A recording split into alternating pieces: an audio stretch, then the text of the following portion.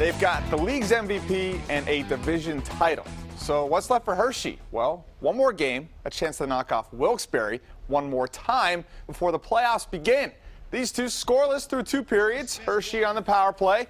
Finally breaking through. It's Jacob Vrana. Kid's been watching Alex Ovechkin, the one-time slapper, to take the lead. But Wilkes-Barre answers on the rush. Dustin Jeffrey slips it past the glove. We've got extra hockey on the final game of the season, and we need a shootout to end it. Riley Barber, slow down, it's a science. Glass Animals, the soundtrack. Hershey Bears, the win.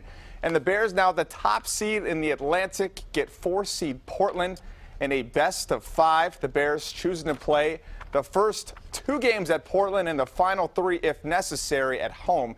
Series starts this Friday in Portland. This isn't your grandpa's national pastime. If prospects can play, they move up. Bryce Harper, Steven Strasburg, Lucas Giolito is next. 0 runs his first start. Now, before we get too excited, Grandpa has some advice. Hurry up and wait. Giolito, a 3.8 ERA and 8 AA starts last season. Still some work to do before moving to AAA. Gives up a walk here to Aaron Brown in the second. Brown, he's going to get caught in a pickle here, so cue the circus music. Sean Plefner can't find it, so Brown gets a free pass. Redding's pitcher Alec Asher, the pitcher of all people, going to make Harrisburg pay. The Senators would give up 3 runs in the inning, but only 1 earned. Harrisburg's pitching coach would come out twice. The scouts, of course, watching closely, but they know it's just 1 start, no reason to worry. Giolito, 3 2/3 innings pitched, 7 hits, 5 runs, 1 earned. Redding wins 14-2. I'm not pleased with it. I thought that I didn't put guys away that I could have put away. Curveball wasn't sharp. So, yeah, I mean, I let them put it in play, and, you know, good stuff happened for them when they put the ball in play. Senators start a new series at home tomorrow night against Altoona. Happy 38th birthday to the Philly Fanatic, and what a birthday it was. Extra innings with the Nationals. One thing you don't do, throw a strike to Bryce Harper. He's a superhero with the hair and stats to match. He's hitting .359 with 6 home runs. Bottom 10.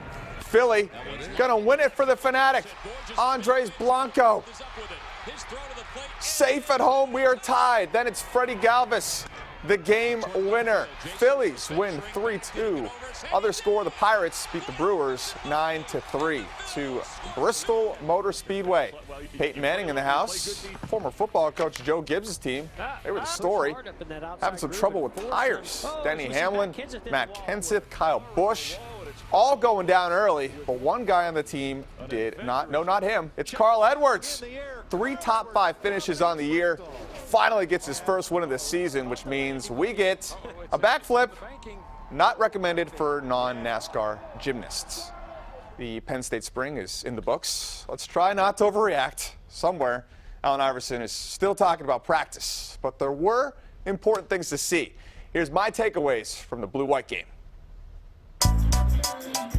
Trace McSorley, a name that sounds like a character from The Departed, but does he look like a Penn State QB? Well, he doesn't look like that guy. And hey, maybe that's a good thing. McSorley clearly comfortable in Joe Moorhead's spread offense. Good to see him come out in front of a big crowd in a game day atmosphere and be able to execute pretty well. 23 of 27, 4 TDs, and an INT.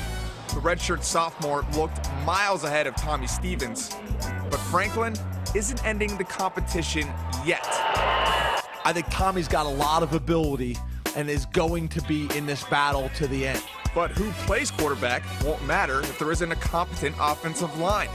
A new coach in Matt Linegrover, experience and talented freshman as a luxury, not necessity, point to better play, and a new word, depth. So maybe not truly depth as in numbers, but depth as in guys that can play because they're really improved a lot. On the defensive side, depth is an issue, especially at D-line. Redshirt freshman Kevin Givens may be undersized, but could be the Austin Johnson heir. The question now is, how does it all add up? A third 7-6 season? Could it be better? could it be worse?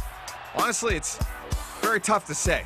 I do know that with the sanctions behind him and a third recruiting class coming in, we'll finally get to see how a real James Franklin team works.